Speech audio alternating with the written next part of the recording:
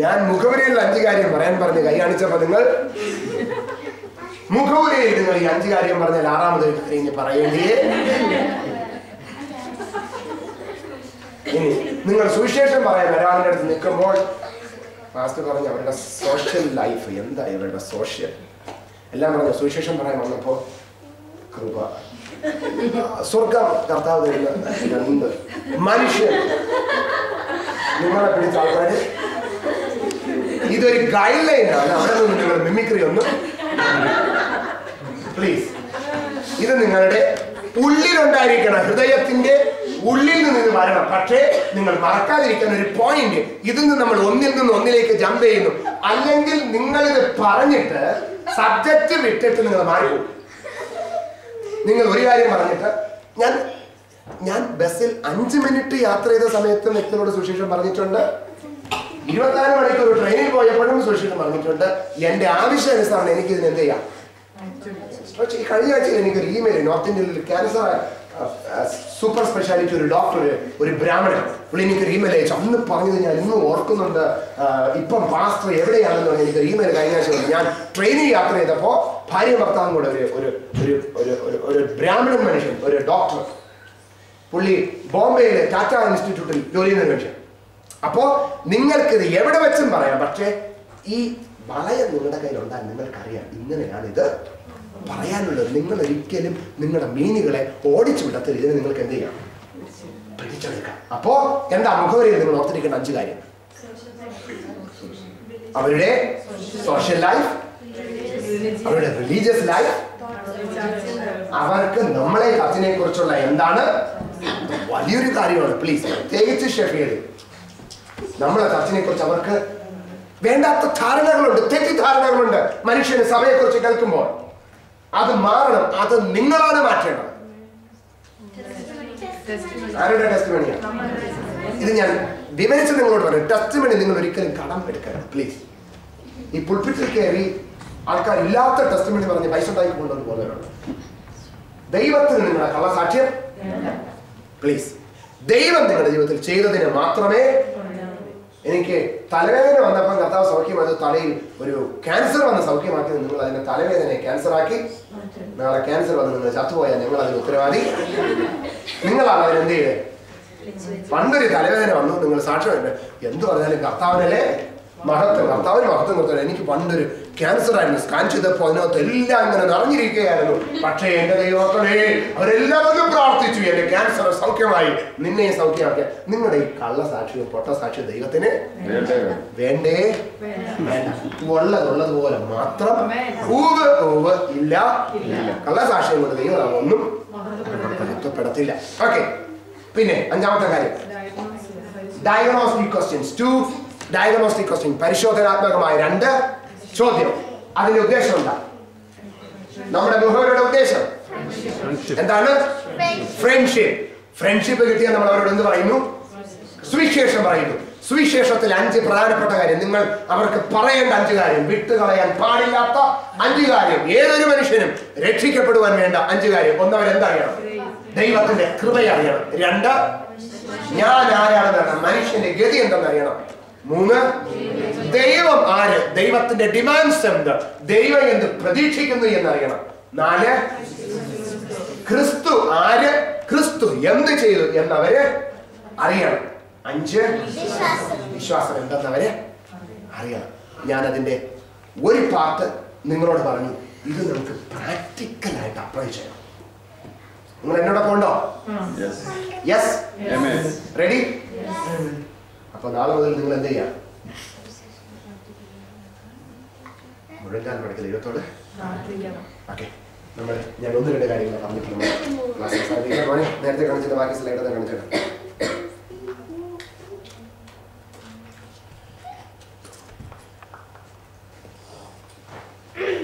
Yes, 2ാമത്തെ വാക്യം നോക്കിയേ. കർത്താവിന്റെ അന്ത്യകൽപ്പന എന്തായിരുന്നു? And to the ends of the earth.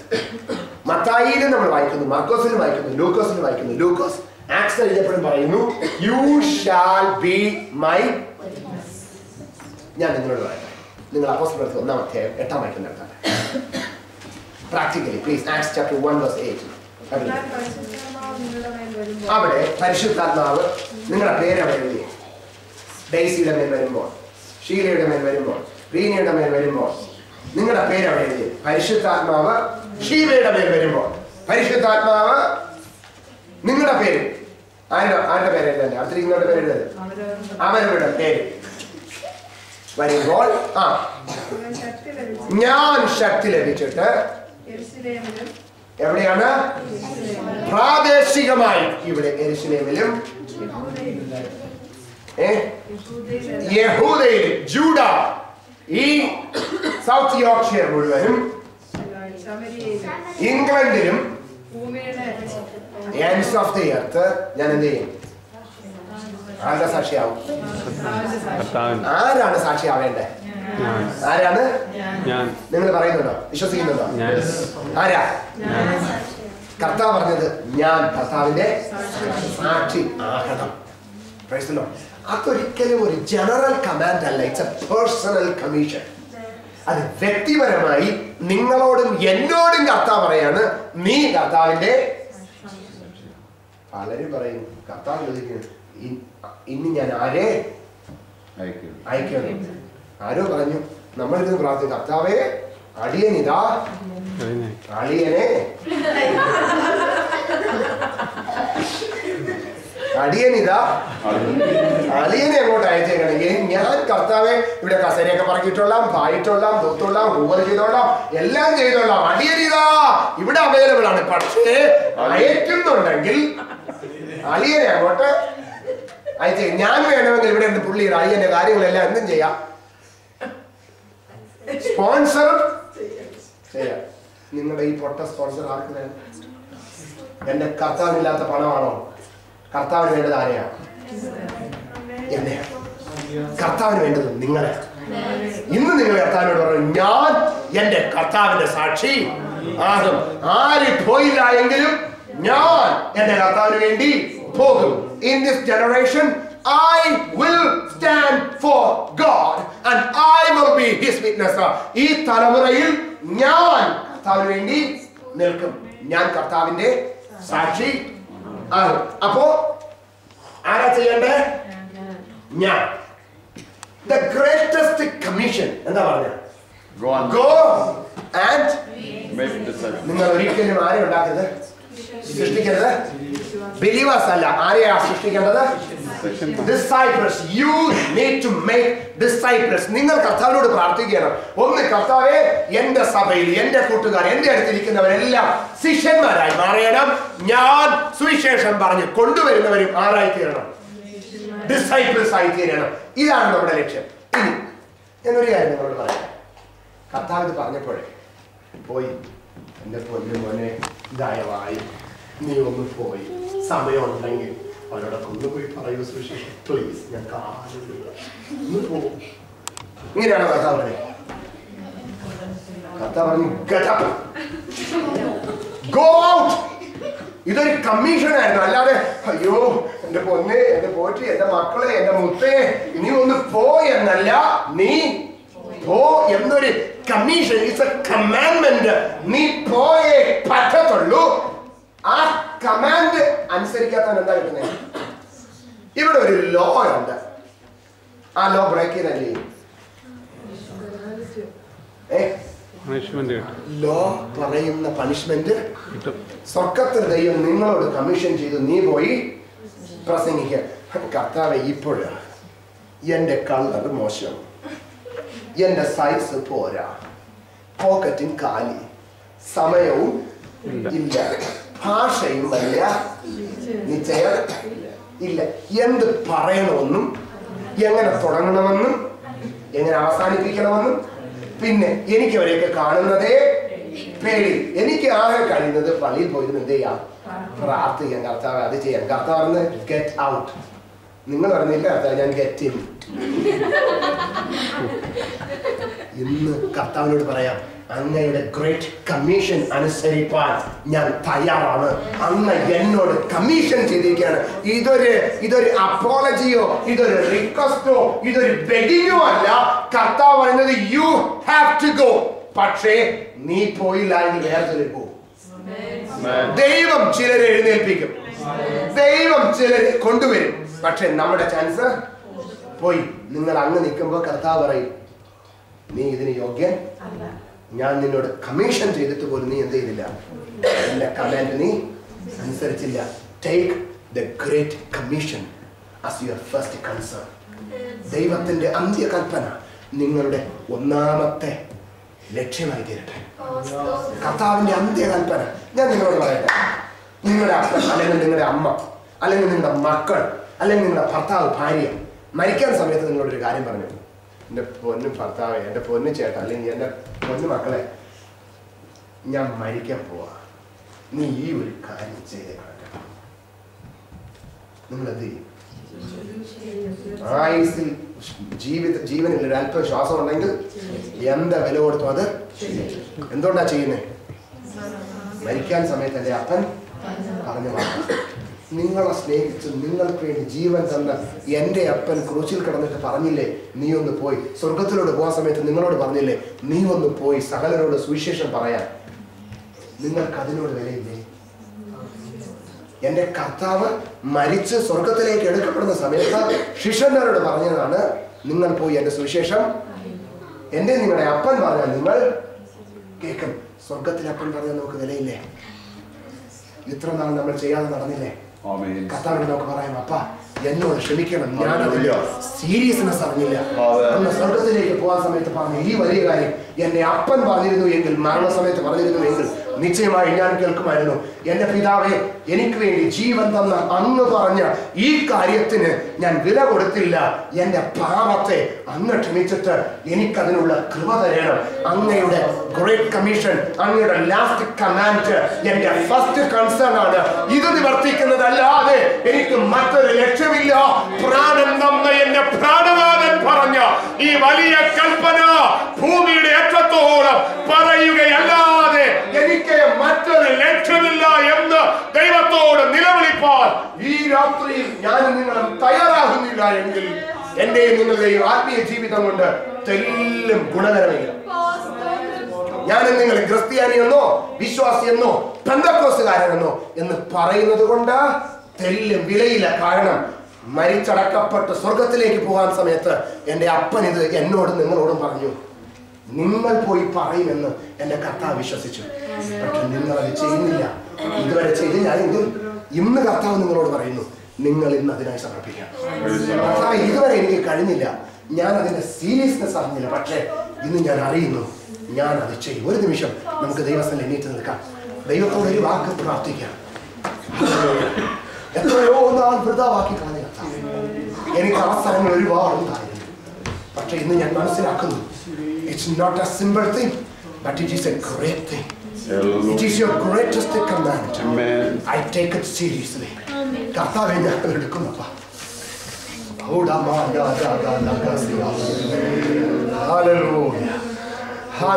ഭൂമിയിലുള്ള നിങ്ങളുടെ പ്രിയപ്പെട്ടവർ മരണസമയത്ത് ഒരു കാര്യം പറഞ്ഞു, നിങ്ങൾ അതിന് വില കൊടുക്കുന്നു എങ്കിൽ സ്വർഗത്തിൽ എന്റെ പിതാവ് പറഞ്ഞ ഈ കാര്യത്തിന് നിങ്ങൾ വില കൊടുക്കത്തില്ലേ? ഓ ഹല്ലേലൂയ.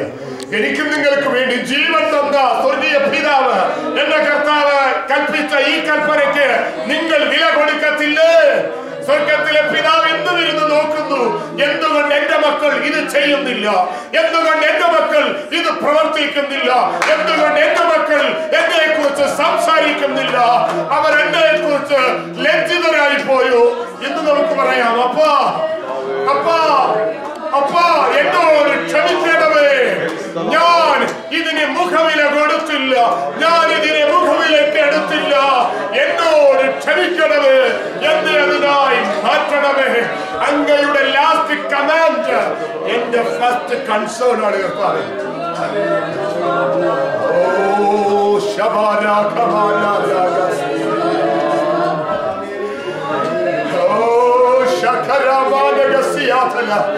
ഈ രാത്രി തകർക്കപ്പെട്ട ഹൃദയങ്ങളുമായി നമുക്കിത് ദൈവസേനയിലേക്ക് ചെല്ലാം. അപ്പനോട് നമുക്കിത് പറയാം, കർത്താവേ, ഞാൻ പലപ്പോഴും ഇതിന് ലാഘവത്തോടെ എടുത്തുപോയി കർത്താവേ. പലപ്പോഴും ഞാൻ അതിന് കൊടുക്കേണ്ട വില കൊടുത്തില്ല കർത്താവേ. ഈ രാത്രി എന്നെ ഞാൻ അർപ്പണം ചെയ്യുന്നു. അങ്ങയെ കുറിച്ച് പറയുന്നതല്ലാതെ എനിക്ക് മറ്റൊന്ന് ലക്ഷ്യമായിട്ടില്ല.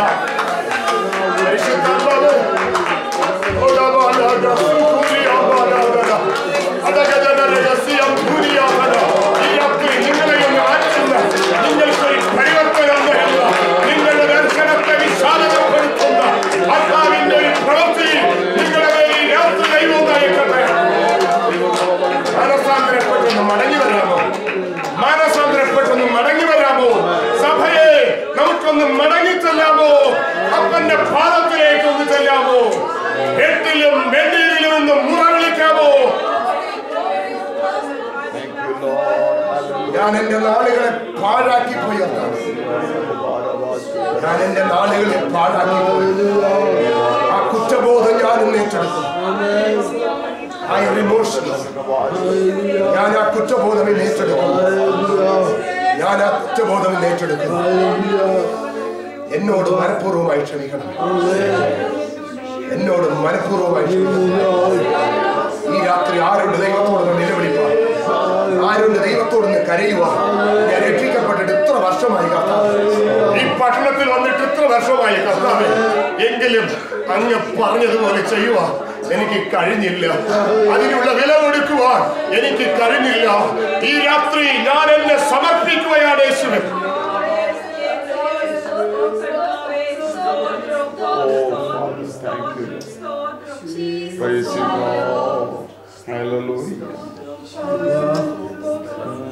ഒരു നാൾ നശ്വരലോകം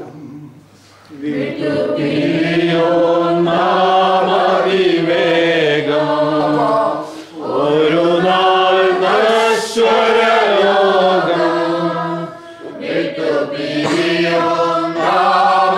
നാമതിവേഗം അങ്ങേ കരയിൽ നിന്നു നാം നേടിയതെന്തെന്നറിയും. അങ്ങേ കരയിൽ നിന്നു നാം നേടിയതെന്തെന്നറിയും. ലോകം വെറുത്തോ വില നാം വന്നാളറിയോ. ലോകം വെറുത്തോ വില നാം വന്നാളറിയോ. വരുവിൻ യേശുവിനരികിൽ, എത്ര നല്ലവൻ താൻ രുചിച്ചറിവിൻ. വരുവിൻ യേശുവിനരികിൽ, എത്ര നല്ലവൻ താൻ രുചിച്ചറിവിൻ.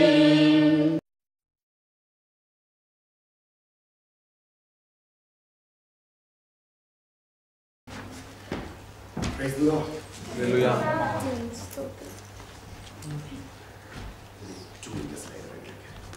നമുക്കിങ്ങനെ കഴിഞ്ഞ 2 ദിവസം ഒരുമിച്ച് കൂടുവാൻ സ്വർഗ്ഗത്തിൽ ദൈവം നമുക്ക് തന്ന അവസരത്തിനാണ് ദൈവത്തിന് നന്ദി പറയുന്നു. കർത്താവ് നമ്മെ ഇത്രത്തോളം സഹായിച്ചു. എല്ലാ മഹത്വവും കർത്താവ്. Praise the Lord. Praise the Lord. ഈ ആയുസ്സിൽ നമുക്ക് ചെയ്യാൻ കഴിയുന്ന ഏറ്റവും വലിയ കാര്യമാണ് ചിലരോട് കർത്താവിനെ കുറിച്ച് പറയുക. ഫാസ്റ്റ് പറഞ്ഞതുപോലെ നമ്മുടെ ഈ ട്രെയിനിങ് 3 ദിവസം കൊണ്ട് തീരുന്നില്ല. ഇത് കണ്ടിന്യൂ ചെയ്യണം. അടുത്ത് നമ്മൾ കൂടുമ്പോൾ നിങ്ങൾ ചില മക്കളെയും കൊണ്ട് വേണം വരാൻ. മക്കളെന്ന് ഞാൻ ഉദ്ദേശിച്ച ആത്മീയ ശിശുക്കൾ. ഞാൻ പറയാറുണ്ട്, ഒരു കുടുംബത്തിൽ അമ്മയപ്പന്മാർക്ക് ഏറ്റവും വാത്സല്യം ആരോടും അറിയാമോ?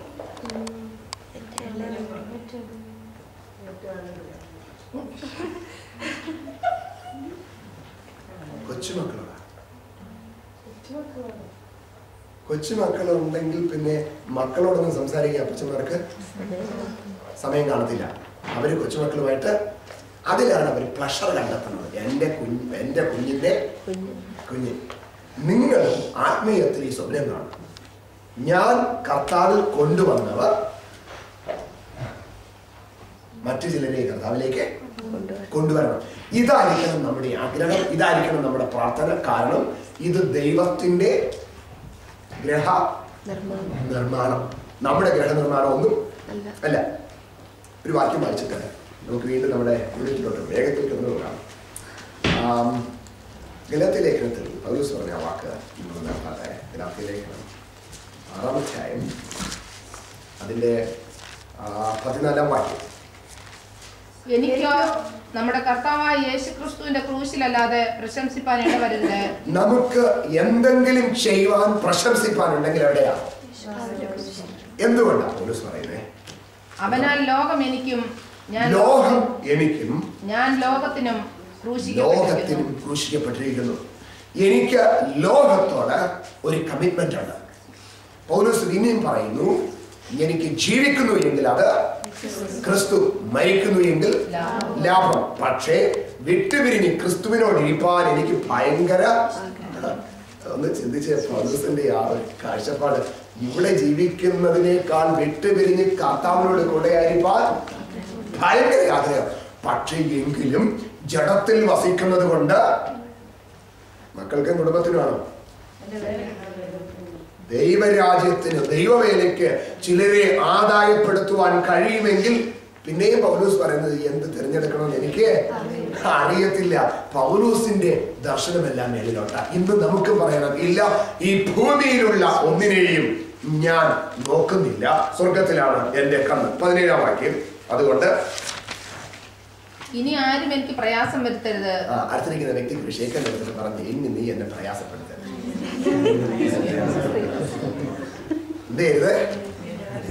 പ്രയാസപ്പെടുത്തരുത്. എന്താ പ്രത്യേകത?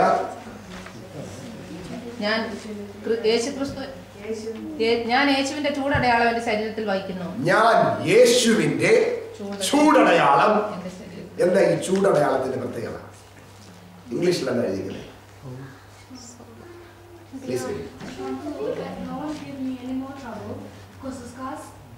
I have on my body show that I am the slave of Jesus. Okay, എന്നെങ്കിലും വായിച്ചോട്ടെ. Finally, let no one cause me trouble, for I bear on my body the marks of Jesus. The marks of Jesus. ഇനി KJV-യിൽ വായിച്ചാൽ the burning stigma. ഇത് എപ്പോഴും ഒരു നെല്ല് ഇങ്ങനെ ചുരണ്ടിക്കൊണ്ടേയിരിക്കും. എടാ, നീ കർത്താവിനെ കുറിച്ച് പറയാനുള്ളതാ, നീ ഈ പോക്ക് ശരിയില്ല. പൗലോസിനോട് എപ്പോഴും ഓർമ്മിപ്പിക്കും, ഞാൻ കർത്താവിന്റെ മാർക്ക് ചെയ്തവനാണ്, കർത്താവിന് വേണ്ടി മാറ്റപ്പെട്ടവനാണ്, കർത്താവിന് വേണ്ടി വേർതിരിച്ചവനാണ്. ഇനി ജീവിക്കുന്നു എങ്കിൽ, ആയുസ്സുണ്ട് എങ്കിൽ ആർക്കു വേണ്ടി മാത്രം, അല്ലാതെ ഇന്നൊരു ലൈഫ് നമുക്ക്. നിങ്ങൾ തയ്യാറാണോ? ആണോ? അതുകൊണ്ടാണ് പൗലോസ് പറഞ്ഞ കൊരിന്ത്യർ ലേഖനത്തിൽ നമ്മുടെ പാസ്റ്റർ ഫസ്റ്റ് ഡേയില് റെഫർ ചെയ്ത വാക്യം 9-ാം അധ്യായം. 1 കൊരിന്ത്യർ 9-ാം അധ്യായം അതിന്റെ 9:16. ഞാൻ സുവിശേഷം അറിയിക്കുന്നു എങ്കിൽ എനിക്ക് പ്രശംസിപ്പാനൊന്നുമില്ല. ഞാൻ സുവിശേഷം അറിയിക്കുന്നു എങ്കിൽ എനിക്ക് പ്രശംസിപ്പാനൊന്നുമില്ല. നിങ്ങൾ ആ വാക്ക് അണ്ടർലൈൻ ചെയ്യണം. നമ്മളിൽ പലരും പ്രശംസ എടുക്കാറുണ്ട്. എന്തിനു വേണ്ടിയാ? ഞാൻ 10,000 പേരോട് സുവിശേഷം പറഞ്ഞു. പൗലോസ് പറഞ്ഞത്, എനിക്ക് അതിനെക്കുറിച്ച് ഒരു ക്രെഡിറ്റും ഇല്ല. നമ്മുടെ ഈ നമ്പറുകളും ക്രെഡിറ്റുകളും ദൈവത്തിന് വേണ്ട. പൗലോസ് പറയുന്നത്, സുവിശേഷം അറിയിക്കുന്നു എങ്കിൽ എനിക്ക് പ്രശംസിപ്പാൻ ഒന്നുമില്ല. അല്ല, ഉണ്ടോ? നമുക്ക് ഉണ്ടോ? ഇല്ല. പിന്നെന്താ പറയുന്നത്? നിർബന്ധം എന്റെ മേൽ കിടക്കുന്നു. എന്താ ഉള്ളത്? എന്താ നിർബന്ധം എന്ന് പറയുമ്പോ? നിർബന്ധം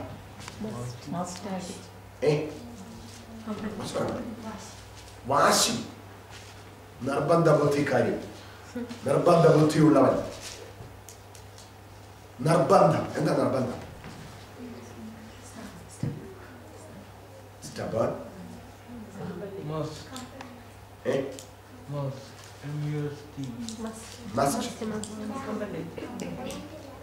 നീ പോയെന്ന് പുറകെ നിന്നൊരു പുഷ്. നീ പോകണം. ആരാ നിർബന്ധിക്കുന്നേ? തമ്പുരാൻ നിർബന്ധിക്കുക, നീ പോയി സുവിശേഷം പറയണം. പൗലോസിന്റെ മേലെ ഒരു നിർബന്ധമുണ്ട്.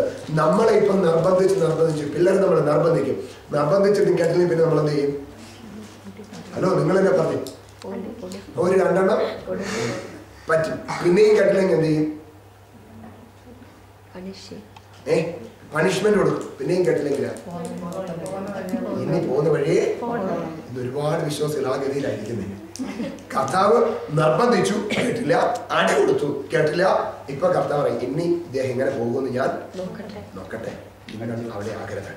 ഇന്ന് കർത്താവിനോട് പറയണം, യെസ് ലോർഡ്, അങ്ങയുടെ നിർബന്ധം എന്റെ മേൽ കിടപ്പുണ്ട്, ഇത് ഞാൻ ചെയ്യും. എന്നെ നിർബന്ധിക്കുന്ന ആത്മാവിന്റെ ഒരു ശക്തി എന്റെ മേൽ ആവസിച്ചിട്ട് എന്നെ നിർബന്ധിക്കുക, നീ സുവിശേഷം പറയണം.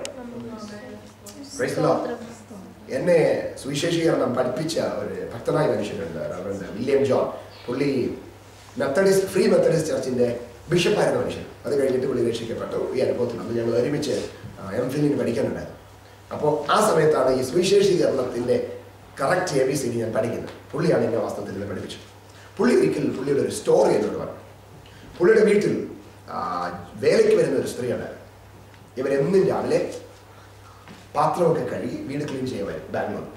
എന്നിട്ട് ഒരു 1/2 മണിക്കൂർ 1 മണിക്കൂർ ജോലി ചെയ്തിട്ട് അവരെ മടങ്ങി പോകും. പുള്ളിക്ക് എന്നും ഒരു ആഗ്രഹമുണ്ട്, എവരോട് സുവിശേഷം പറയണം. പക്ഷെ എന്ന് നോക്കുമ്പോൾ ഇന്ന് സമയമില്ല, നാളെ ആകട്ടെ